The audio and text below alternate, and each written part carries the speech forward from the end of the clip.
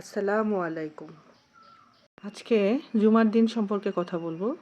জুমার দিন হলো মুসলমানদের জন্য একটি বিশেষ ও বরকতময় দিন।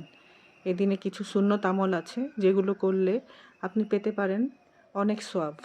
রাসূল সাল্লাল্লাহু আলাইহি সাল্লাম জুমার দিনের জন্য গোসল করার নির্দেশ দিয়েছেন। এটা শুধু পরিষ্কার থাকার জন্য নয়, বরং একটি গুরুত্বপূর্ণ সুন্নত। যে ব্যক্তি সুন্দরভাবে গোসল করে সে আল্লাহর কাছে বেশি প্রিয় হয় এবং পায় অতিরিক্ত সওয়াব। জুমার দিন সুগন্ধি ব্যবহার করা সুন্নত। এটা মসজিদের পরিবেশকে সুন্দর করে এবং অন্য মুসল্লিদের জন্য আরামদায়ক হয়। এটি একটি ছোট কাজ, কিন্তু এর সওয়াব অনেক বড়।